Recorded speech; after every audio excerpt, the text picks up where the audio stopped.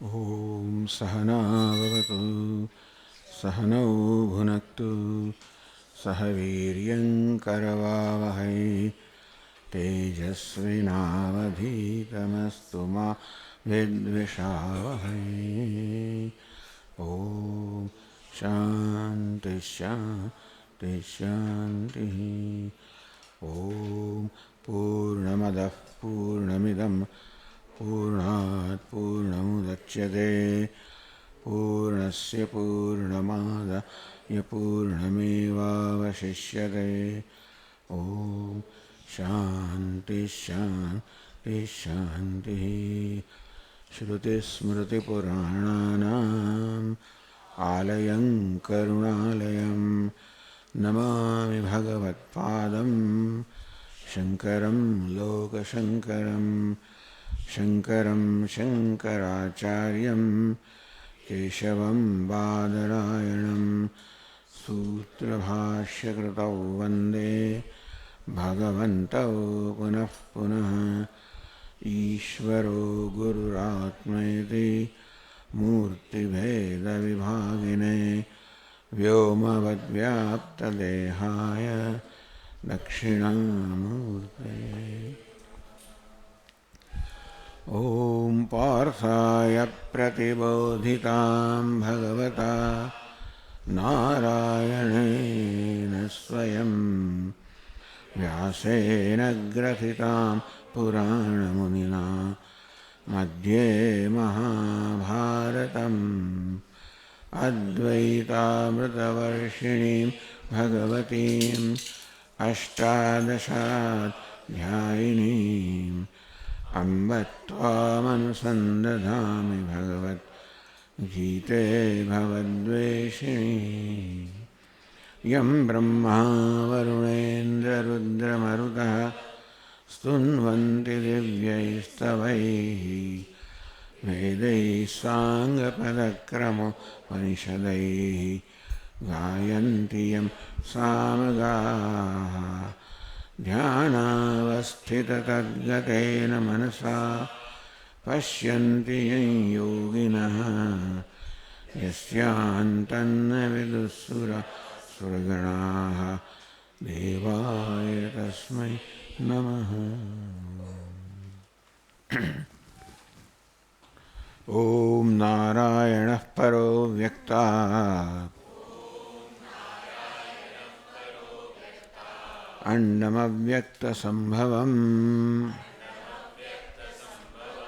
अण्डस्यान्तस्त्विमे लोकाः सप्तद्वीपा च मेदिनी। अर्जुन उवाच जायसी चेत् कर्मणस्ते मता बुद्धिर्जनार्दन तत्किं कर्मणि घोरे मां नियोजयसि केशव।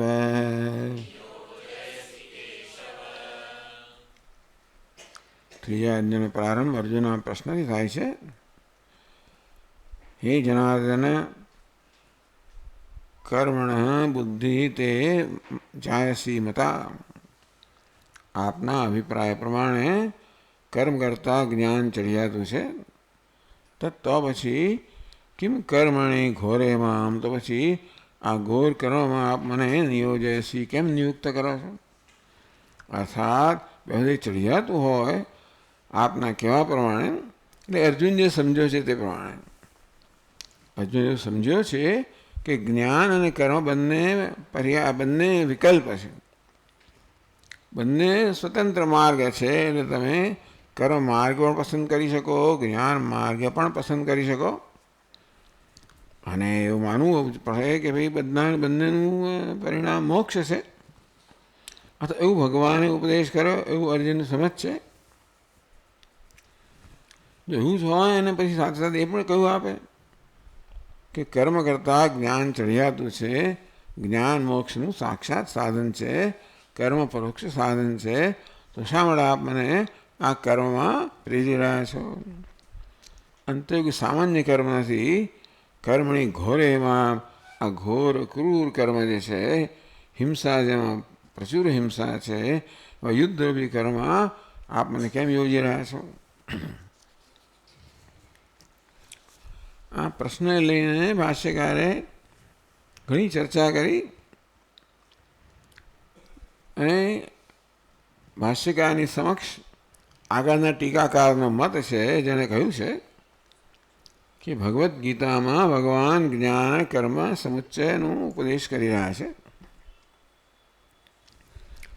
અંતેથી અત્યાર સુધી આ બે બીજા અધ્યાયમાં અને હવે આ ત્રીજા અધ્યાય વગેરેમાં પણ ભગવાન જ્ઞાન અને કર્મનો સમુચ્ચય અર્થાત જ્ઞાન અને કર્મ બંને સાથે બંને કરવા જોઈએ. એક વ્યક્તિએ, એક સાધકે કર્મ પોતાનું નિત્ય નૈમિત્તિક કર્મ પણ કરવું જોઈએ અને જોડે જ્ઞાનની સાધના પણ કરવી જોઈએ. એને આપણે જ્ઞાન કર્મનો સમુચ્ચય કહીશું. તો ભગવાને એવા જ્ઞાન કર્મના સમુચ્ચયનો ઉપદેશ કર્યો છે. અને એવું હોત તો આ અર્જુનનો પ્રશ્ન વાજબી છે. એટલે અર્જુનના પ્રશ્ન જે છે એની અહીંયા આગળ ઘણી ચર્ચા કરવામાં આવી કે ભાઈ આ જે શેનાથી પ્રેરાઈને આ અર્જુન પ્રશ્ન કર્યો એની પાસે કયા પ્રકારનું પ્રયોજન હશે, કયા પ્રકારનું તાત્પર્ય હશે.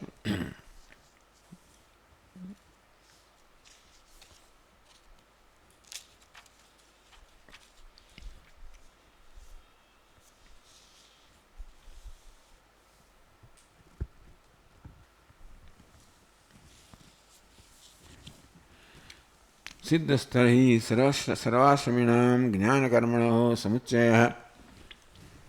ભાષામાં કહેવામાં આવ્યું એક વખતે કે આપના કહેવા પ્રમાણે તો પછી બધા જ આશ્રમીઓ માટે, માત્ર ગૃહસ્થાશ્રમ નહીં, બધા આશ્રમી એટલે બ્રહ્મચર્ય ગૃહસ્થ બધા માટે જ્ઞાન અને કર્મનો સમુચ્ચયનો ઉપદેશ છે એવું સિદ્ધ થયું.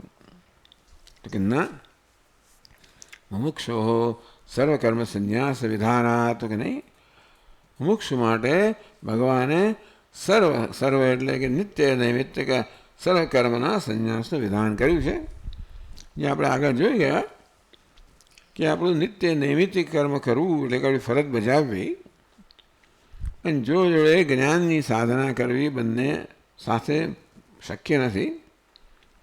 એકમાં કર્તૃત્વનું અનુસંધાન છે, બીજામાં અકર્તા આત્માનું અનુસંધાન છે. આ બંનેમાં તદ્દન વિરુદ્ધ અનુસંધાન હોવાને કારણે બંને એક સાથે ન થઈ શકે એક વ્યક્તિ વડે.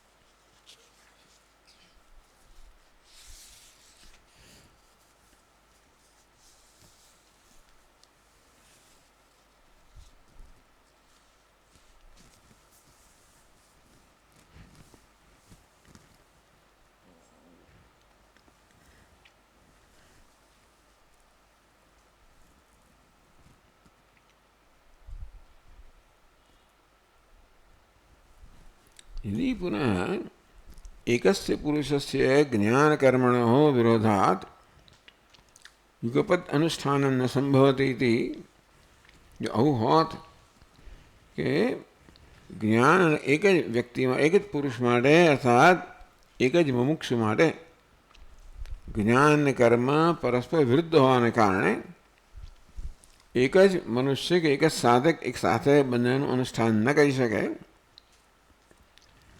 અંતેથી ક્યાં તો જ્ઞાનનું અનુષ્ઠાન અથવા તો કર્મનું અનુષ્ઠાન એવું ભગવાને કહ્યું હોત તો અર્જુનના પ્રશ્ન યુક્ત છે. જાસી ચેત કર્મણસ્તે મતા બુદ્ધિ જનાર્દન. હે જનાર્દન, આપના અભિપ્રાય પ્રમાણે કર્મ કરતાં જ્ઞાન ચડિયાતું છે. બતાવે છે કે ક્યાં તો કર્મ ક્યાં તો જ્ઞાન એવું અર્જુન સમજ્યો છે. અંતે તેના પ્રશ્ન પરથી સ્પષ્ટ થાય છે કે ભગવાને જ્ઞાન અને કર્મના સમુચ્ચયનો ઉપદેશ નથી કર્યો. ક્યાં તો જ્ઞાન અથવા તો કર્મ.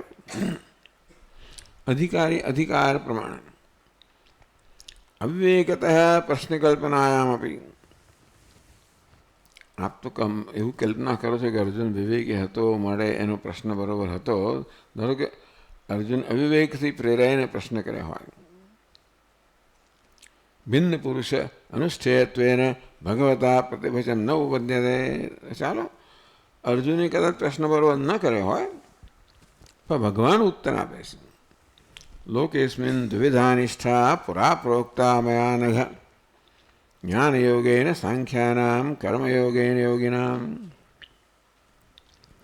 ભગવાન પછીના શ્લોકમાં ઉત્તર આપશે કે મેં સૃષ્ટિના પ્રારંભમાં અને શાસ્ત્રના પ્રારંભમાં બે પ્રકારની નિષ્ઠાનો ઉપદેશ કરેલો છે. જ્ઞાન યોગી મળે જ્ઞાન નિષ્ઠા, કર્મયોગી મળે કર્મનિષ્ઠા. એમ ભગવાને બંને નિષ્ઠાઓને ભિન્ન કહીને સૂચવેલી છે. એવું ભગવાનનું ઉત્તર ન હોત જો ભગવાન જ્ઞાન અને કર્મ એક જ વ્યક્તિ વડે સાથે થઈ શકે એવો અભિપ્રાય હોત તો. એટલે કે ભગવાનના ઉત્તર પરથી પણ એવું સ્પષ્ટ થાય છે કે જ્ઞાન કર્મનો સમુચ્ચય એ ભગવાનને ઈચ્છનીય નથી. ન ચ જ્ઞાન નિમિત્તમ ભગવત પ્રતિવચનમ કલ્પ્યમ. એ તો ના કહેવાય કે ભગવાને અવિવેકથી અજ્ઞાનથી ઉત્તર આપ્યો, એમને ખબર નહોતી, એવું તો કહેવાય નહીં.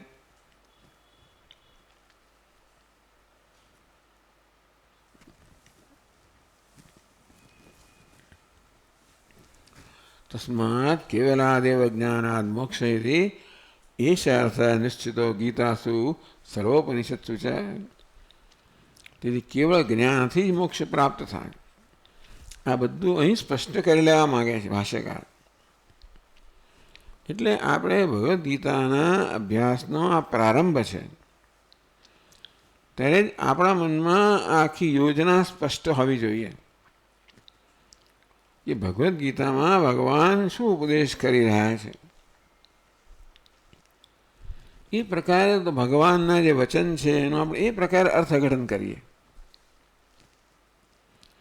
આપણા ભાષ્યકાર અર્થઘટન કર્યું છે પણ જે પોતે જ અર્થઘટન કરવાનું હોય તેમણે કેમ અર્થઘટન કરવું એની સ્પષ્ટતા પહેલેથી જ થઈ ગઈ હોય તો પછી બાકીનો જે ઉપદેશ છે એ સ્પષ્ટ થાય. એટલે ભાષ્યકાર કહે છે કે માત્ર જ્ઞાનથી જ મોક્ષ થાય એવું ગીતામાં અને ઉપનિષદમાં સ્પષ્ટ રીતે નિશ્ચિત થયેલું છે. જ્ઞાન કર્મણો એકમ વદ નિશ્ચેતી એક વિષય એવ પ્રાર્થના. અર્જુનની પ્રાર્થના કે આપ જ્ઞાન અને કર્મ એમાં એક જે નિશ્ચય કરીને કહો કે મારે શેનું અનુષ્ઠાન કરવું જોઈએ એ પણ બતાવે છે કે જ્ઞાન અને કર્મ બંને અધિકાર જુદા જુદા છે.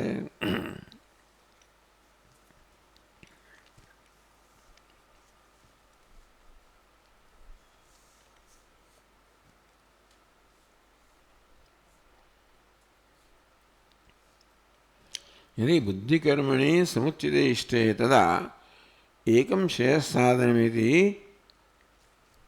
एक वस्तु कर्मणः जायसे बुद्धि इति कर्मणः अतिरिक्त करणं बुद्धेः अनुपन्नम अर्जुनेन कृतं स्यात्. वही पाछू जो भगवाने ज्ञान कर्मना समझનો ઉપદેશ કર્યો હોત તો અર્જુનના પ્રશ્ન અયોગ્ય ઠરત કે જ્ઞાન અને કર્મ એક છે નિશ્ચય કરીને આપ મને તદેકમ વદ નિશ્ચિત્ય બેમાંથી એક નિશ્ચય કરીને આપ મને કહો જેનાથી મારું શ્રેય થાય.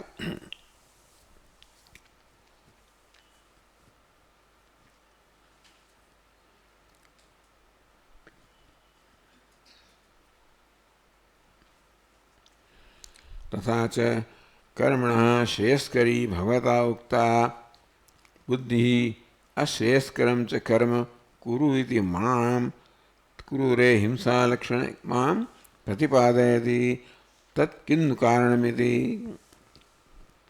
આમ ભગવાને કહ્યું હોત કે ભાઈ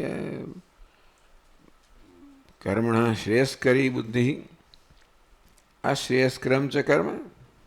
જ્ઞાન કર્મ કદાચ ચડિયાતું છે, કર્મ ઉતરતું છે તોય તું કર્મ કર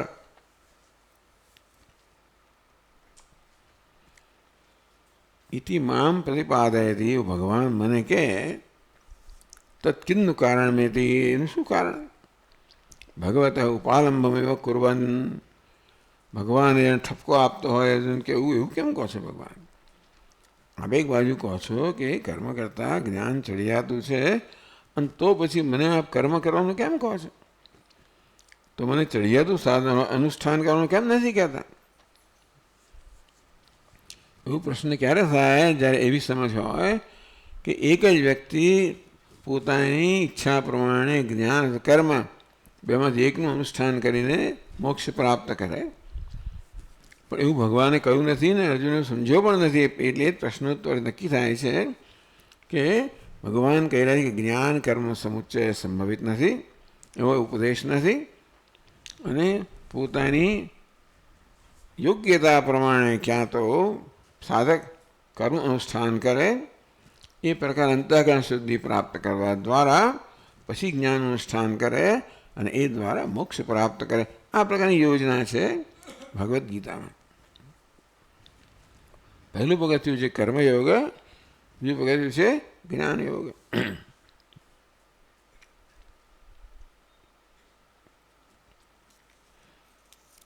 હવે આ પહેલો શ્લોક પૂરો થયો. પછી એક બીજું વાક્ય છે જે આ ભાષ્યનું વાક્ય આ શ્લોકમાં આવી જવું જોઈતું હતું એવું કહેવાય છે. હું વાંચ્યું છું. અથ સ્માર્તે નૈવ કર્મણા સમુચ્ચય સર્વેષાં ભગવતા ઉક્ત અર્જુનેન ચ અવધારિતશ્ચેત તત્કિં કર્મણિ ઘોરે માં નિયોજયસી ઇત્યાદિ કથમ યુક્તમ વચનમ. એક શ્રૌત કર્મ છે, બીજું સ્માર્ત કર્મ છે. શ્રૌત કર્મ શ્રુતિ અર્થાત વેદ વડે જેનું વિધાન કરવામાં આવ્યું છે એવા કર્મને શ્રૌત કર્મ કહેવાય, અને સ્મૃતિ વડે જેનું વિધાન કરવામાં આવ્યું એને સ્માર્ત કર્મ કહેવાય. હવે એ વખત એ યુગની અંદર વ્યક્તિએ બંનેને ધ્યાનમાં રાખવા પડે, શ્રુતિને અને સ્મૃતિને. શ્રુતિ છે એ બધા વૈદિક કર્મનો ઉપદેશ કરે કે આદેશ કરે, પરંતુ આપણો રોજબરોજનો વ્યવહાર જે છે એ સ્મૃતિ પ્રમાણે થતો હોય છે. અગ્નિહોત્રાદિ કર્મ કરવામાં આવે એ શ્રુતિ પ્રમાણે થાય, પણ પછી આ સંધ્યાવંદન વગેરે જે કરવામાં આવે સ્મૃતિ પ્રમાણે થાય. એટલે શ્રૌત અને સ્માર્ત બંને પ્રકારના કર્મ આ વૈદિક કાળની અંદર હતા. એટલે અહીંયા ચાલો એક પક્ષો ઊભો કરવામાં હશે. કદાચ એમ માનીએ આપણે કે સ્માર્તેનૈવ કર્મણા સમુચ્ચય સર્વેષાં ભગવતા ઉક્ત. ભગવાને કદાચ હજી સમુચ્ચયની જ વાત કરે છે. ચાલો ભાઈ, શ્રૌત કર્મ નહીં, માત્ર સ્માર્ત કર્મ સાથે જ્ઞાનનો સમુચ્ચય કયો હોત. યુદ્ધ છે સ્માર્ત કર્મ થાય. યુદ્ધ છે એટલે રોજબરોજનો વ્યવહાર છે આપણે સ્મૃતિના ઉપદેશ આદેશથી કરવાનો હોય. એટલે ક્ષત્રિયોનો આ વગેરે ધર્મ જે નક્કી થયા, તો વર્ણાશ્રમ ધર્મ નક્કી થાય, એમાં ક્ષત્રિયોનો ધર્મ નક્કી થયો, એમાં યુદ્ધ એ અર્જુનનો ધર્મ છે, એવું નિશ્ચય સ્મૃતિ પ્રમાણે કરવામાં આવે. એટલે સ્માર્ત એને એવું કર્મ, ચાલો શ્રુતિ કયા પ્રમાણેના કર્મનો સમુચ્ચય જ્ઞાન સાથે થવો જોઈએ એવું ભગવાને કહ્યું હોત અત્યાર સુધી, અને અર્જુન સમજ્યો હોત, તો પછી તત્કિમ કર્મણી ઘોરેમાં, તો પછી આ ઘોર કર્મમાં આપ મને કેમ નિયુક્ત કર્મને? આ તો યુદ્ધ કર્મ જે છે સ્માર્ત કર્મ છે, અને ઘોર કયું? અને તેથી એ ઘોર ન હોત, જો એ ખરેખર કરવા યોગ્ય હોત તો ભાઈ ઘોરે એ કર્મને, યુદ્ધ કર્મને ઘોર કર્મ કહેવું. જે સ્મૃતિ વડે વિહિત છે એવા કર્મને ઘોર કર્મ કહેવું, અને મને કેમ આપે નિયુક્ત કરો છો? એ પ્રકારનો અર્જુન પ્રશ્ન યોગ્ય ન હતો. હવે બીજા શ્લોકમાં કહે છે અર્જુન આગળ, કિંચ व्यामिश्रेणैव वाक्येन बुद्धिं मोहयसीव मे तदेकं वद निश्चित्य येन श्रेयोऽहमाप्नुयाम्।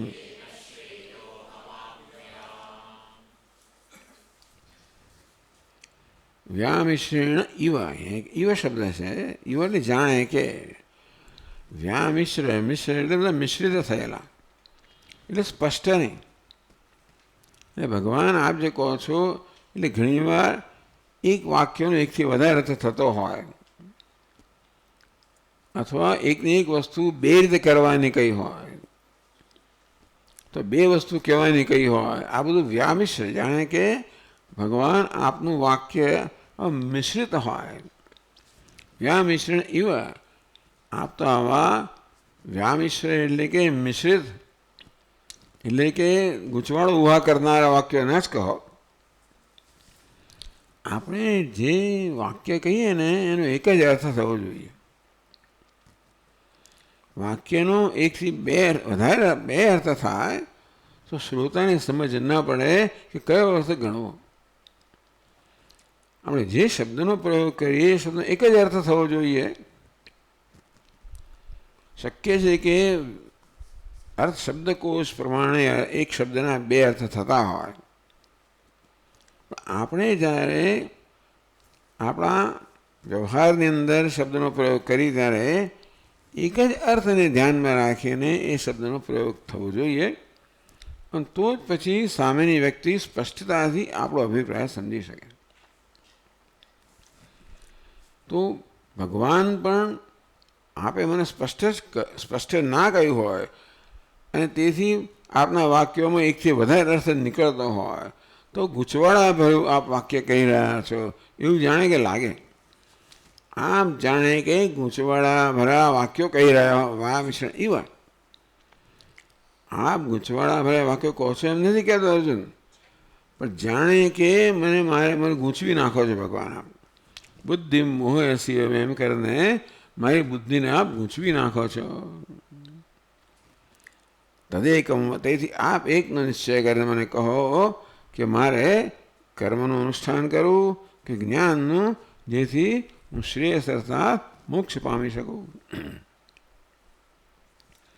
એટલે ભાષ્યકાર કહે છે વ્યામિશ્રેણ ઇવ યદ્યપી વિવિક્ત અભિધાયી ભગવાન તથાપી મમ મંદબુદ્ધેઃ વ્યામિશ્રમ ઇવ ભગવદ્વાક્યમ પ્રતિભાતે.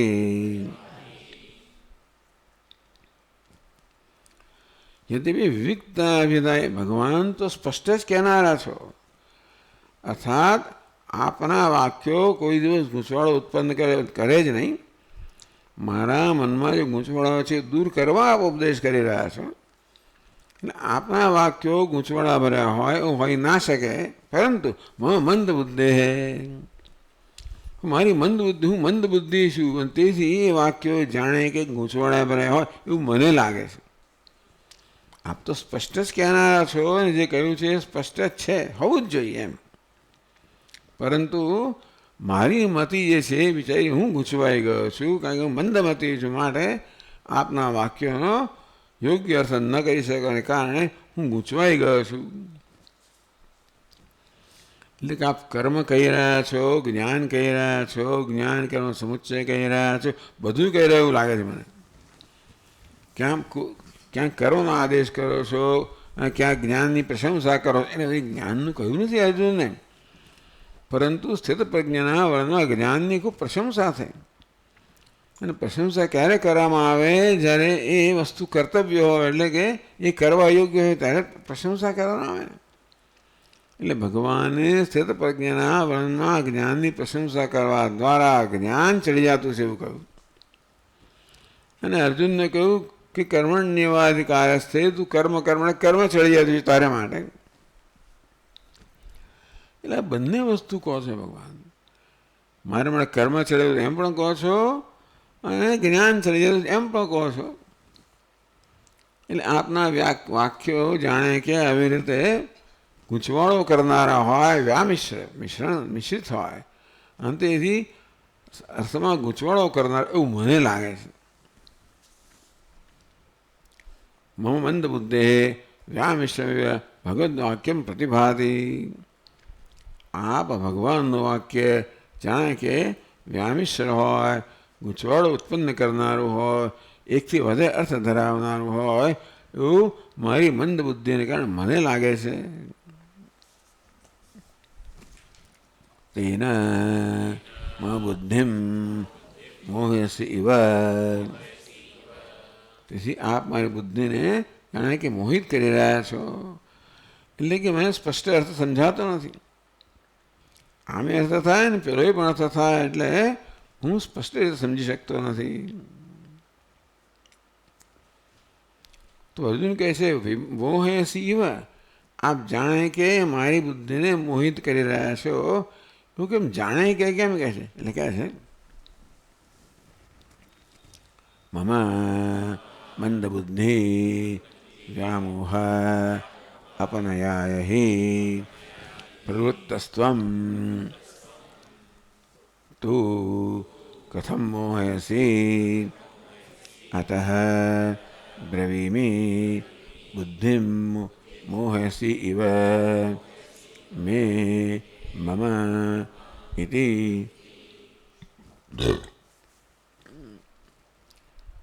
મંદ બુદ્ધિ વ્યામોહ અપનાય હિ પ્રવૃત્તસ્ત્વમ.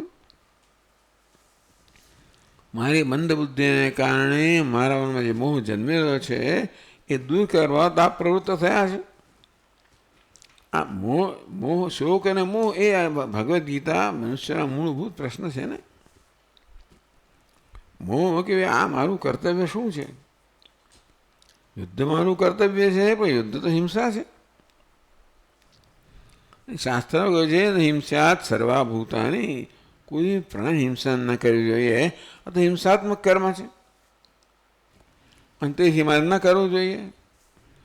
પણ જો હું ક્ષત્રિય છું, ક્ષત્રિયનો ધર્મ છે કે ધર્મનું રક્ષણ કરવું, ધર્મ રક્ષણ કરવાનું યુદ્ધ કરવું પડે એ પાછું મારો ધર્મ. એટલે આ બંને વસ્તુ ક્ષત્રિયનો ધર્મ હોવાના કારણે યુદ્ધ કરવું જોઈએ, હિંસાત્મક હોવાના કારણે યુદ્ધ ન કરવું જોઈએ. આ પ્રકારે અર્જુનમાં મોહ જન્મેલો છે અને આ સંઘર્ષ જન્મ્યો અર્જુનમાં. કરવું જોઈએ કે ન કરવું જોઈએ એ પરથી નિશ્ચય કર્યો કે ન યોજશે ભાઈ યુદ્ધ નહીં કરવું. કાંઈ તો આ તો હિંસાત્મક છે અને માટે એ તો પાપ કરનારો, પાપ ઉત્પન્ન કરનારો છે, એમાં નરકમાં જવું પડશે, માટે યુદ્ધ નહીં કરવું એવું અર્જુને નિશ્ચય કર્યો.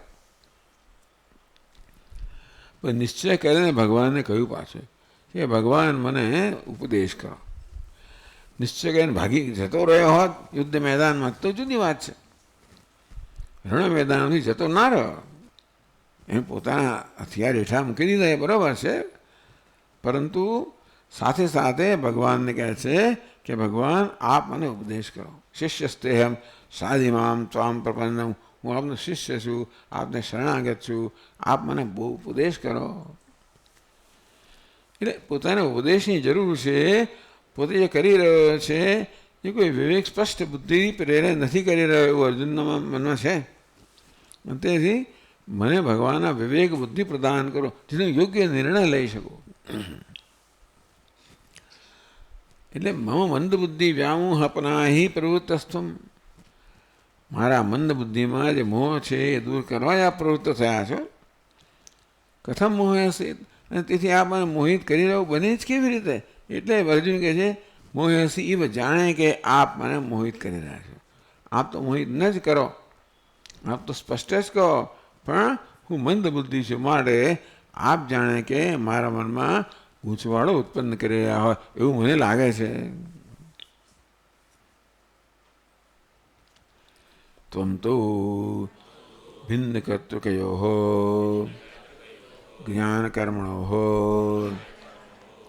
એક પુરુષ અનુષ્ઠાન અસંભવમ યદિ મન્યસે તત્ર એવં સતી तत् तयोः एकं बुद्धिं कर्म वा इदमेव अर्जुनस्य योग्यं बुद्धिशक्ति अवस्था अनुरूपमिति निश्चित्य वद ब्रूहि।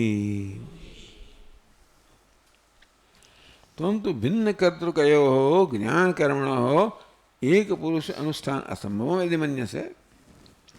भगवान ज्ञान कर्म एक ज पुरुष एक ज व्यक्ति एक સાથે જ્ઞાન કર્મ અનુષ્ઠાન ન કરી શકે। કહ્યું ને આપણે કે કર્મ અનુષ્ઠાન કરવા માટે હું કર્તૃત્વ બુદ્ધિ જોઈએ, જ્ઞાન અનુષ્ઠાન કરવા માટે અકર્તાનું આત્માનું અનુસંધાન જોઈએ, માટે બે વિરુદ્ધ અનુસંધાન છે। જ્ઞાનમાં જે પ્રકાર અનુસંધાન છે એને કદાચ વિરુદ્ધ કર્મ અનુસંધાન છે, અને માટે આપણું એક સાથે આ વિરુદ્ધ અનુસંધાન કેમ હોઈ શકે? માટે બે એક સાથે એક વ્યક્તિ ના થઈ શકે। यदि मन्यसे भगवान आप पण ए प्रकारे मानता हो कि एक व्यक्ति वड़े एक पुरुष वड़े ज्ञान कर्म अनुष्ठान एक साथ न थी सके, तत्तयोः एकम तो पछी एक कर्म वा बुद्धिम कर्म वा क्या तो ज्ञान से कर्म बहनों निश्चय करें इदमेव अर्जुन से योग्यम आप नक्की कर मन को। पूज्य स्वामी जी के teacher is not a consultant. He will teach, he will unfold, but he will not advise you. ગુરુ છે એ સલાહથી આપતા એ ઉપદેશ કરે છે, અને એ સમજીને આપણે નિર્ણય લેવાનો છે। ભગવાન નિર્ણય નથી લેતા। છેક 18 અધ્યાયમાં કહે છે ભાઈ તને યોગ્ય લાગે તે પ્રમાણે કર, મેં તને બધું કહી દીધું, એ બધાનું છે ભાઈ અનુસંધાન કર ને તું તને યોગ્ય લાગે તે પ્રમાણે કર। એટલે teacher is not a consultant, teacher unfolds. એટલે કે જે ગુરુ જે છે ને એ તો માત્ર અર્થ છે ને એનું ઉદ્ઘાટન કરે, અને શિષ્ય પછી અર્થ સમજીને પોતે જે કરવાનું હોય એ કરે। એ તો પહેલેથી કહી દીધું તો ભગવાને તું યુદ્ધ કરને, બસ પતી ગયું। પણ કહેતા જ નથી, 18 અધ્યાય સુધી નથી કહેતા। 18 મધ્યમાં છેવડે અર્જુનને કે તું નક્કી કરે, તું નક્કી કર ભાઈ, તારે શું કર તું નક્કી કર। એટલે કે ક્યાંય પણ ભગવાને નિર્ણય નથી લીધો કે અર્જુને શું કરવું। એ નિર્ણય અર્જુન લે એ જ યોગ્ય છે, કારણ કે શેઠની શિખામણ ઝાંપા સુધી ભગવાન કહે અને માટે અર્જુન કરે તો ક્યાં સુધી એને અનુકૂળ હોય ત્યાં સુધી, ના હોય તો ફેંકીને જતો રહે। પોતે નિશ્ચય કર્યો હોય કે યુદ્ધ કરવા માટે યોગ્ય છે, અને તો પછી એ છેક સુધી કરશે। એટલે ભગવાન ઈચ્છે એટલે ગુરુ ઈચ્છે કે ભાઈ શિષ્ય પોતે જ સમજીને નિર્ણય કરવો જોઈએ, અને તો જ એ નિર્ણય ટકાઉ હોય, નહીં તો પછી છૂટી જાય।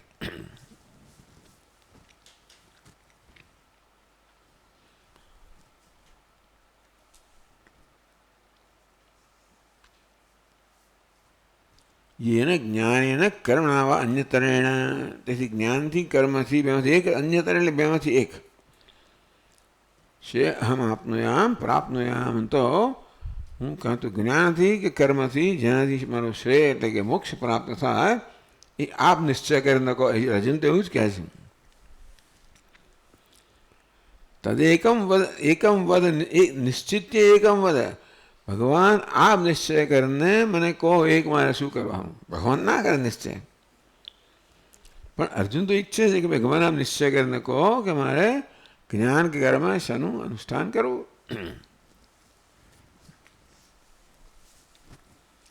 યદિ હિ કર્મનિષ્ઠાયામ ગુણભૂતમપી જ્ઞાનમ ભગવતા ઉક્તમ સ્યાत् તત કથમ તયોઃ એકમ વદ ઇતિ एकविषया एव अर्जुनस्य शुश्रूषा स्यात्। नहीं भगवता उक्तम अन्यतरदेव ज्ञानकर्मणोः વક્ષ્યામિ નૈવ દ્વયમ ઇતિ. કર્મનિષ્ઠાયામ ગુણભૂત ગુણ પ્રધાન અને ગુણ બે વસ્તુ હોય, કર્મ અને જ્ઞાન. તો બે કરવાનું તો કે જ્ઞાન પ્રધાન હોય અને કર્મ ગૌણ હોય, કે કર્મ પ્રધાન હોય અને જ્ઞાન ગૌણ હોય. બે વસ્તુ કરવાની હોય તો બંને સામાન્ય રીતે એક સમાન અગત્ય ના ધરાવતો હોય. એક વધારે અગત્યનું હોય અને બીજું ઓછું અગત્યનું હોય. એક પ્રધાન છે એટલે જ્ઞાન અને કર્મ બંનેનું ધારો કે મારે અનુષ્ઠાન કરવાનું હોય તો જ્ઞાન પ્રધાન હોય અને કર્મ ગૌણ હોય, કે કર્મ પ્રધાન હોય અને જ્ઞાન ગૌણ હોય. એટલે કે મારો જે પ્રયત્ન છે એ વધારે શેમાં હોય? છેવટે જ્ઞાન સિદ્ધ કરવાનું હોય તો કર્મમાં મારો પ્રયત્ન ગૌણ હોય, કર્મ મહત્વનો હોય તો કર્મમાં મારો પ્રયત્ન મુખ્ય હોય અને જ્ઞાનમાં ગૌણ હોય. યદિ કર્મનિષ્ઠાયામ ગણભૂતમ વિજ્ઞાનમ, ભગવાને જો અર્જુનને કહ્યું હોત કે તું કર્મનિષ્ઠા એટલે કર્મનિષ્ઠ બન અને સાથે સાથે જ્ઞાનની પણ આરાધના કર, જેમાં કર્મ મુખ્ય હોય અને જ્ઞાન ગૌણ હોય, એવું ભગવાને કહ્યું હોત. એટલે આ ભગવાને શું કહ્યું છે એ અર્જુન કઈ રીતે સમજ્યો છે એ આપણે સમજીએ ત્યારે પછી આપણે ખબર પડે કે ભાઈ આની પાછળ ભગવાનનો અને ભગવદ્ ગીતાનો શું સિદ્ધાંત છે. મુખ્ય સિદ્ધાંતની ચર્ચા થઈ રહી છે. એકવાર આપણા મનમાં એ સ્પષ્ટ થાય પછી બાકીનું બધું સ્પષ્ટ થશે. કે જ્યારે પણ સમય આવશે કે તક મળશે ત્યારે વળી પાછા ભાષ્યકાર આ વસ્તુ સ્પષ્ટ કરતા જશે. છતાં પણ આપણા મનમાં અત્યારે એકવાર મનમાં બરાબર સમજમાં આપણે દ્રઢ થઈ ગઈ, સંસ્કાર પડ્યા તો આપણે એ પ્રકારે અભ્યાસ કરશું, વિચાર કરશું. યદિ કર્મનિષ્ઠાયામ ગુણભૂતમ અભિજ્ઞાનમ ભગવતા ઉત્તમ સ્યાત, ભગવાને એમ કહ્યું હોય કે ચાલ તારે જ્ઞાન ને કર્મ બંનેની આરાધના કરવાની, પણ કર્મ મુખ્ય છે અને જ્ઞાન ગૌણ છે એ પ્રકારે ભગવાને કહ્યું હોત.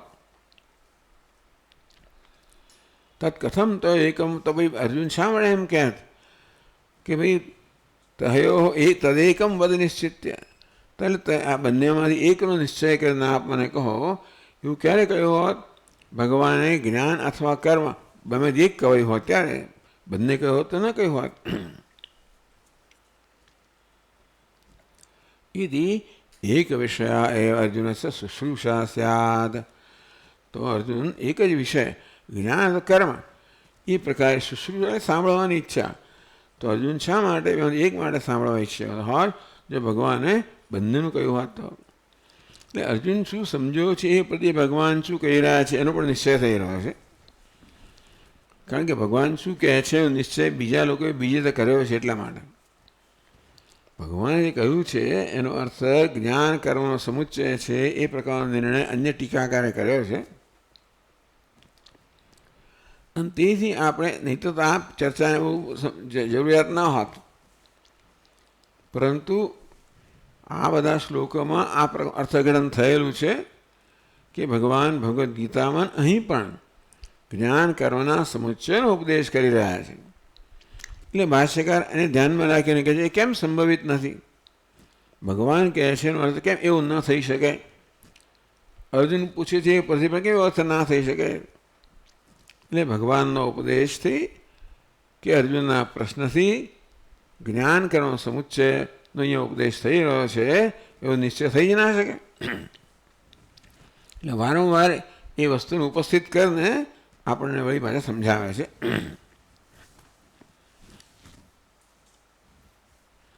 યદિ કર્મનિષ્ઠાયામ ગુણભૂતમ વિજ્ઞાનમ ભગવતો ઉક્તમ સ્યાત, ચાલો ભગવાન મુખ્ય કર્મનિષ્ઠાનો ઉપદેશ કર્યો અને પછી ગૌણ જ્ઞાન નિષ્ઠા છે એ જ્ઞાન સાથે આરાધના કરવાની. તત્ કથમ કહ્યો તો એકમ વદ, તો અર્જુને કેમ પૂછ્યું હોત તદેકમ વદ નિશ્ચિત્ય, તો એકનો નિશ્ચય કરીને આપ મને કહો એણે કેમ કહ્યું હોત? ભગવાને જે કહ્યું એનો થવો થતો હોત તો અર્જુન આવું શા માટે પૂછત? અર્જુનસ્ય શુશ્રૂષા શ્રોતુમિચ્છા શુશ્રૂષા. તો અર્જુન આ પ્રકારે સાંભળવાની ઈચ્છા કેમ થઈ હોત? નહીં ભગવતા ઉક્તમ અન્યતરદેવ જ્ઞાન કર્મણો વક્ષ્યામિ નૈવ દ્વયમિતિ. ભગવાને એવું કહ્યું તો નથી કે હું તને બેમાંથી એક જ કહીશ, બે નહીં કહું, એવું નથી કહું. અર્જુન આ પ્રકારે પૂછે એક કહો એનો થઈ જો કે ભગવાને આ એક જ વસ્તુ કહી છે એક વ્યક્તિ માટે.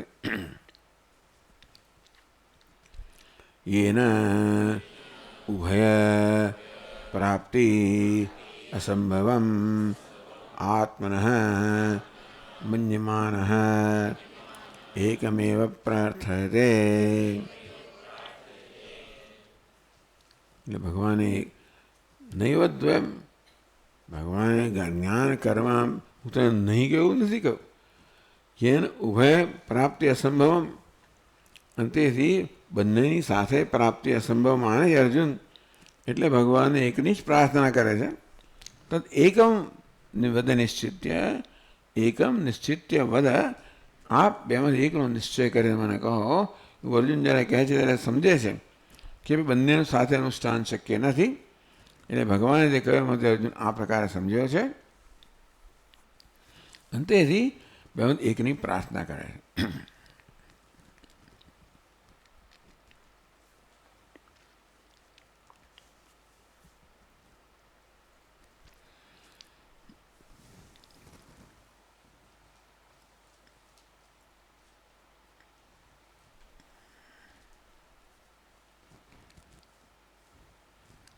સમુચ્ચય વિરોધિતયા પ્રશ્ન વ્યાખ્યાયા.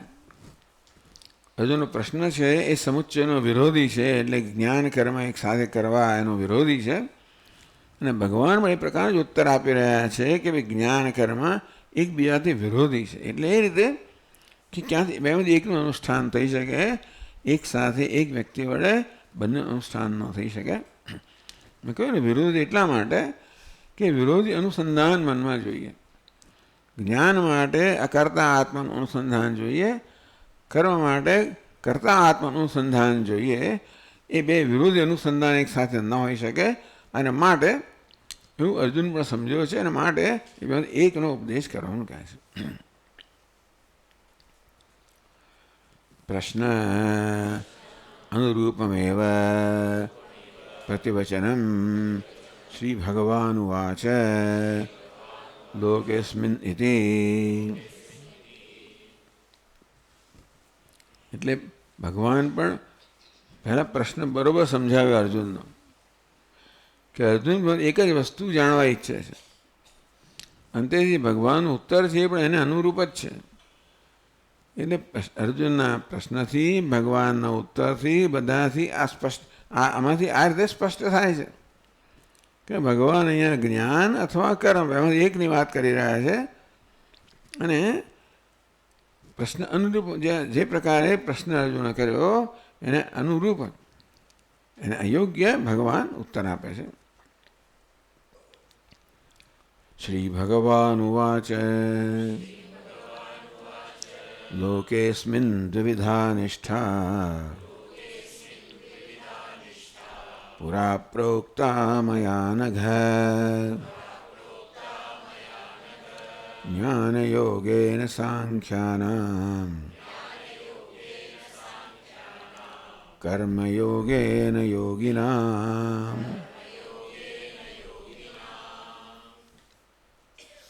શ્રી ભગવાન ઉત્તર આપ્યો લોકે અસ્મિન દ્વિધા નિષ્ઠા પુરા પ્રોક્તા મયા અનઘ. ભગવાન અર્જુન અનઘ નિષ્પાપ એમ કહીને સંબોધે છે, હે નિષ્પાપ અર્જુન. એટલે ભગવાન અર્જુન માટે ખૂબ જ આદર છે. ભગવાન પણ અર્જુન ખૂબ આદર કરે છે. આ પ્રકારના બધા એને આ રીતે આવા નામથી સંબોધન કરે છે અનઘ, હે નિષ્પાપ અર્જુન. એટલે ભલે અર્જુન ગૂંચવાયેલો હશે ખરો, એને મને મોહ હશે ખરો, તો કોઈ પાપ નથી, નિષ્પાપ છે. એટલે કે આ ઉપદેશ ગ્રહણ કરવા માટે કયા પ્રકારની યોગ્યતા જોઈએ. અર્જુનને ઉપદેશ કરવામાં આવે છે એમાં અર્જુનની કઈ યોગ્યતા અહીંયા સ્પષ્ટ રીતે બતાવવામાં આવી. અનઘ નિષ્પાપ. અર્જુન મનમાં કોઈ પ્રકારના ભાઈ વિચિત્ર શું કહેવાય એને, આ મનની અંદર જાત જાતની બધી કંઈક યોજનાઓ હોય, કપટ હોય, નિષ્પાપ કહો, નિષ્કપટ કહો. એટલે અખંડ મહારાજ કે ભાઈ અર્જુન તો કેવો છે, ઋજુત્વાદ એવો અર્થ કરે. ઋજુ એટલે સીધો સાદો જ છે. અર્જુન કેવો છે, સીધો સાદો છે, મને કોઈ પણ પ્રકારનું કપટ કશું છે નહીં. અને તો જ એ અર્જુન આ ઉપદેશ માટે યોગ્ય છે. નહીંતર પછી ભગવાન કહે કંઈ કે આપણું મન બીજું કંઈક કરે એવું બની શકે જો આપણું મન નિષ્પાપ ન હોય, નિષ્કપટ ન હોય તો. એટલે અર્જુનમાં ગમે તે હશે પણ એક વસ્તુ છે કે એ ધર્મને વરેલો છે અને જોડે કોઈ પાપ નથી. એટલે યુધિષ્ઠિરનો ભાઈ છે ને, એટલે ત્યાં ઉછરેલો હોય એટલે પછી તો ધર્મ જ એમના જીવનમાં હોય, બધા પાંડવોના જીવનમાં, અર્જુનના જીવનમાં તો ખાસ. અને ધર્મ ત્યારે શક્ય હોય જ્યારે મનમાં બીજી કોઈ યોજનાઓ ના હોય, એટલે સ્વાર્થ ના હોય. મુખ્ય પાપ તો સ્વાર્થીપણું જ પાપ છે. એટલે દરેક કશીક વસ્તુમાં સ્વાર્થ જોઈએ ને આપણે, તો આપણા સ્વાર્થ એ કર્મને પોતાની રીતે દોરી જાય. કશું કરવામાં આવે એની પાછળ સ્વાર્થ જો હોય ને તો પેલો જેમ પેલો શું છે ભૂવો આમ ધૂણે એને પછી નાખે તો નાળિયેર ગામ ભણી નાખે. એને એમ કે ગમે તેમ નહીં નાખતો, ગામ ભણી નાખે, જતા લઈને જતો રહે. એટલે આમ લાગે આપણે ભૂવો ધૂણે છે કંઈ, પણ છતાં એના મનમાં આવું છે ખરું.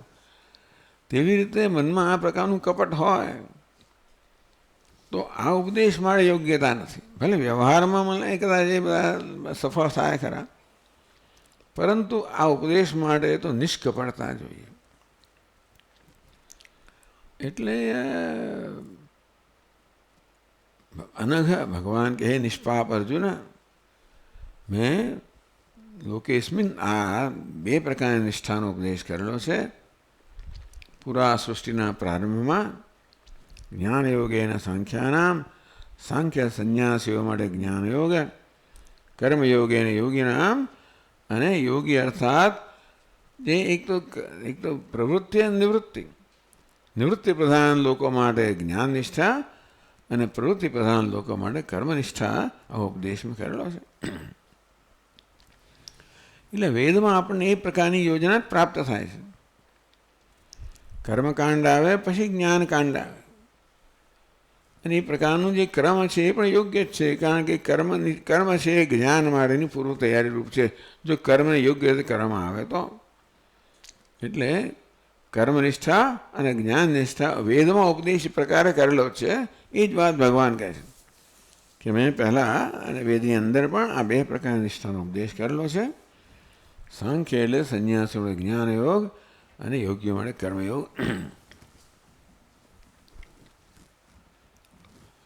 લોકે અસ્મિન શાસ્ત્રાર્થ અનુષ્ઠાન અધિકૃતાનાં ત્રિવર્ણિકાનાં દ્વિવિધા દ્વિપ્રકારા નિષ્ઠા સ્થિતિ અનુષ્ઠેય તાત્પર્યમ પુરા પૂર્વમ સર્ગાદૌ.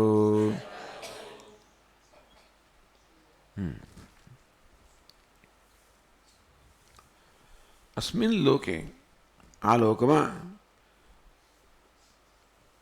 શાસ્ત્રાર્થ અનુષ્ઠાન અધિકૃતાનામ ત્રૈવર્ણિકાનામ. શાસ્ત્રાર્થ એટલે શાસ્ત્રમાં જેનો ઉપદેશ કરવામાં આવ્યો છે એનું અનુષ્ઠાન કરવાનો અધિકાર ધરાવનારાઓ. ટૂંકમાં શાસ્ત્રમાં કર્મનો જે ઉપદેશ કરવામાં આવ્યો હતો, કર્મ કરવા માટે હંમેશા આપણામાં યોગ્યતા જોઈએ. ગમે તે કર્મ ના કરી શકે. અને તેથી બ્રહ્મચર્ય હોય, ગૃહસ્થ હોય, વાનપ્રસ્થ હોય, એ દરેક માટે પોતપોતાનું કર્મ હોય. પિતા હોય, પુત્ર હોય, પત્ની હોય, મા હોય, આ દરેકનું પોતપોતાનું વિશેષ કર્મ હોય, જે માટે યોગ્યતા એ પ્રત્યેક વ્યક્તિ ધરાવતી હોય. શાસ્ત્રાર્થ અનુષ્ઠાન અધિકૃતાનામ, શાસ્ત્રમાં જે ઉપદેશ કરવામાં આવ્યો છે એનું અનુષ્ઠાન કરવાની યોગ્યતા ધરાવનારાઓ માટે. શાસ્ત્રમાં કર્મનો ઉપદેશ કરવામાં આવ્યો છે, જ્ઞાનનો ઉપદેશ કરવામાં આવ્યો છે, તો એ કરવાની યોગ્યતા ધરાવનારાઓ માટે. ત્રિવર્ણિકાનામ, ત્રિવર્ણ બ્રાહ્મણ ક્ષત્રિય શૂદ્ર એટલે આ વૈદિક કર્મ અધિકાર નથી એવું માની લઈએ આપણે. અત્યારે અહીં બહુ ચર્ચા નહીં કરીએ, પણ એટલે ત્રૈવર્ણિકાના તો આ બ્રાહ્મણ ક્ષત્રિય વૈશ્ય ત્રણને વેદ અધ્યયનનો અધિકાર હતો અને ત્રણેયની યજ્ઞોપવિતનો પણ અધિકાર હતો. હા, બ્રાહ્મણને યજન યાજન, બ્રાહ્મણ યજ્ઞ પણ કરે ને યજ્ઞ કરાવી પણ શકે. ક્ષત્રિય માત્ર યજ્ઞ કરી શકે, કરાવી ના શકે. એ પ્રકારે દરેકની જે મર્યાદાઓ છે એ બહુ સ્પષ્ટ કરવામાં આવેલી. પણ છતાંય આ ત્રણેય વર્ણના જે સભ્યો છે એમના માટે વૈદિક કર્મ હતું ખરું. એ લોકો યજ્ઞ કરી શકે અને એટલે બ્રાહ્મણ કરાવી શકે અને ક્ષત્રિય અને વૈશ્ય હોય એ કરી શકે એના માર્ગદર્શન હેઠળ. દ્વિવિધા એટલે દ્વિપ્રકારા નિષ્ઠા, બે દ્વિવિધા, વિધા એટલે પ્રકાર, દ્વિવિધા બે પ્રકારની નિષ્ઠા. નિષ્ઠા એટલે શું? સ્થિતિ સ્થા ધાતુમાંથી નિષ્ઠા, નિસ અને નિ અને સ્થા, નિષ્ઠા. એ સ્થિતિ પણ સ્થા ધાતુમાંથી જ થયેલો શબ્દ છે. નિષ્ઠા એટલે સ્થિતિ. અનુષ્ઠેય તાત્પર્યમ, તત્પરતા એટલે આપણે વસ્તુને વરેલા હોઈએ એને તત્પરતા કહેવાય. કશી વસ્તુમાં આપણે નિષ્ઠ હોઈએ એટલે શું? એને વરેલા છીએ. એટલે કે ભાઈ જ્ઞાન નિષ્ઠા એટલે જ્ઞાનને વરેલો હોય, કર્મનિષ્ઠા કર્મને વરેલો હોય. જે કે પછી વિદ્યાર્થી હોય વિદ્યાને વરેલો હોય, ગૃહસ્થ હોય તો એના કર્મને વરેલો હોય. આમ નિષ્ઠાનો અર્થ છે જેમાં તાત્પર્ય ધરાવીએ છીએ, જેને વરેલા છીએ. સ્થિતિ અનુષ્ઠેય તાત્પર્યમ એટલે કે આ નિષ્ઠા કહો, સ્થિતિ કહો, અનુષ્ઠેયમાં તત્પરતા. અનુષ્ઠા એટલે અનુષ્ઠેય એટલે કર્મ. જે કર્મ છે એને આપણે વરેલા હોઈએ, આપણી ફરજને વરેલા હોઈએ. પુરા પૂર્વમ સર્ગાદૌ પ્રજા સૃષ્ટવા, ભગવાન કહે કે ત્યારે સૃષ્ટિના પ્રારંભમાં આ મનુષ્યને ઉત્પન્ન કર્યા ત્યારે આ પ્રશ્ન ઉપસ્થિત થયો. એટલે આમ સર્જનમાં મનુષ્ય છેલ્લો જ આવેલો છે. એની પહેલાં આખું જગત તૈયાર કરેલું ભગવાને. આને બધું જોઈએ ને. પહેલાં લોકો તો કુદરતના નિયમ પ્રમાણે જ વર્તતા હોય છે, એટલે એમની કોઈ જરૂરિયાત નથી હોતી, કે માંગણી કરતા નથી. ભગવાને આપ્યું છે એમાં જ એ લોકો જીવે છે. માણસ 1000 વસ્તુ, કારણ કે માણસના અંદર અસંતોષ છે, અનેક ઈચ્છાઓ છે, અભિલાષાઓ છે, મહત્વાકાંક્ષાઓ છે, અને માટે એની ઘણી બધી માંગણીઓ છે. પણ માણસ માટે બહુ બધી વસ્તુઓ તૈયાર કરવી પડે. એ પ્રકારે ભગવાનું તૈયાર કર્યું. અને આ સૃષ્ટિની અંદર સંવાદિતા જળવાઈ રહે એટલા માટે દરેકને એમની ફરજ સોંપવામાં, તું આ કર, તું પેલું કર. એથી બધા પોતપોતાનું કર્મ કરે ત્યારે સમગ્ર સમાજની અંદર સંવાદિતા જળવાઈ રહે. સમાજનું બધું કાર્ય થાય. જેમ ઘરની અંદર પણ ભાઈ પિતા હોય આ કરે, માતા હોય આ કરે, પુત્ર હોય આમ કરે, પુત્રી હોય તો તે કરે. આમ દરેકની ફરજ સોંપેલી હોય. એ પ્રકારે કર્મ થાય તો જેવી રીતે પરિવાર બહુ વ્યવસ્થિત રીતે ચાલે. પછી કોઈક ભાગી જાય ને કોઈક ઊંઘી જાય ને કોઈક ના કરે ને અંચય કરે જાત જાતની રીતે, તો એ મુશ્કેલી પડે. પણ દરેક જણે સોંપેલું કર્મ હોય એમાં કરે તો ભાઈ વ્યવસ્થા સરસ થાય, તો સંવાદિતા હોય. જો ઘરમાં કોઈને કોઈ હોય જ અંચય કરનારું હોય, ભાગી જનારું હોય, મને માથું દુખે છે, મને તાવ આવ્યો છે ને ફલાણું છે, કંઈ ને કંઈ નીકળ્યા જ નથી, પણ એવું ન હોય તો પછી વ્યવસ્થા બરાબર ચાલે. પૂરા એટલે પૂર્વમ સર્ગાદૌ પ્રજા સૃષ્ટવા, ભગવાન કે એ સૃષ્ટિના પ્રારંભમાં મેં જ્યારે મનુષ્યનો ઉત્પન્ન કર્યો ત્યારે આ પ્રકારનો ઉપદેશ કર્યો.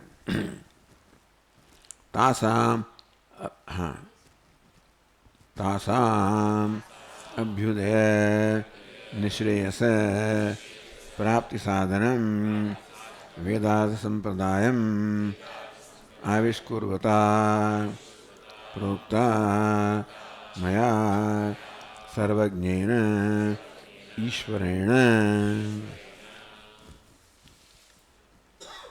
પૂર્વમ એટલે પહેલાં, સર્ગાદવ એટલે સૃષ્ટિના પ્રારંભમાં, સર્ગ એટલે સૃષ્ટિ, પ્રજા સૃષ્ટવા પ્રજા એટલે મનુષ્યનું સર્જન કરીને તાસામ અભ્યુદય નિશ્રેયસ પ્રાપ્તિ સાધનમ, તમે મનુષ્યને ઉત્પન્ન કર્યો એટલે પછી એની જે અભિલાષાઓ હોય એ પૂરી કરવા માટેની વ્યવસ્થા કરવી પડે, એને માર્ગદર્શન આપવું પડે.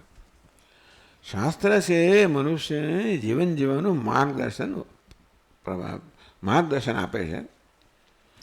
કારણ કે આપણને માર્ગદર્શન જોઈએ એટલા જ માટે કે મનુષ્યને ભગવાને આ પ્રકારે સ્વતંત્રતા આપી છે. શેની સ્વતંત્રતા? પસંદગી કરવાની સ્વતંત્રતા.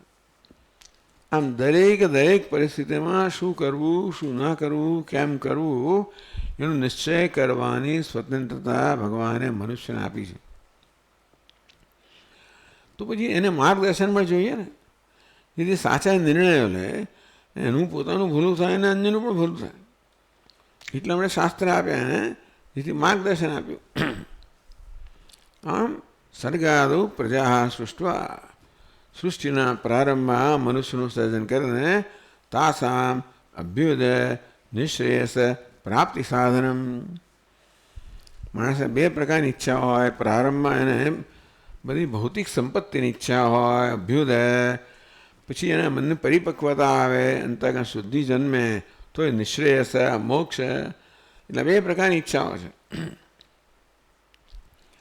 વેદાર્થ સંપ્રદાય આવિષ્કુર્વતા, તો વેદ છે એનો સંપ્રદાય છે, એનો આવિષ્કાર કરનાર મેં ભગવાન કે મયા સર્વજ્ઞેન ઈશ્વરેણ, હું જે ઈશ્વર છું, સર્વજ્ઞ છું.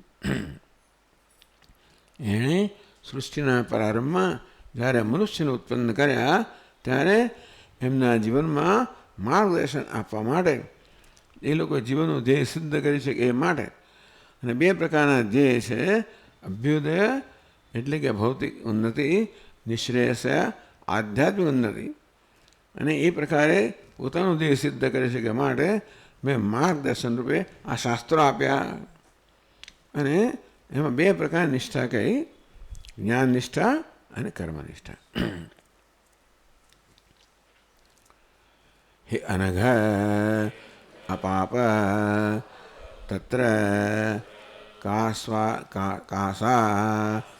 દ્વિધા નિષ્ઠા ઇતિ આહ. હે અનઘ, હે નિષ્પાપ અર્જુન, તત્ર કાસા દ્વિધા નિષ્ઠા, એ કઈ બે પ્રકાર નિષ્ઠાઓ છે? તો જ્ઞાન યોગ અને સાંખ્યાનામ, કર્મયોગ અને યોગીનામ. આપણે ચર્ચા આગળ કરશું. ઓમ પૂર્ણમદ પૂર્ણમિદમ પૂર્ણાત પૂર્ણમુદચ્યતે પૂર્ણસ્ય પૂર્ણમાદાય પૂર્ણમેવાવશિષ્યતે. ઓમ શાંતિ શાંતિ શાંતિ. શંકરં શંકરાચાર્યં કેશવં બાદરાયણં સૂત્રભાષ્યકૃતૌ વંદે ભગવन्तौ પુનઃ પુનઃ. ઈશ્વરો ગુરુરાત્મેતિ મૂર્તિભેદવિભાગિને વ્યોમવદ્વ્યાપ્તદેહાય દક્ષિણામૂર્તયે નમઃ. ઓમ શાંતિ શાંતિ શાંતિ. હરિ ઓમ. શ્રી ગુરુભ્યો નમઃ. હરિ ઓમ. બધા આપણે પ્રસાદ છે.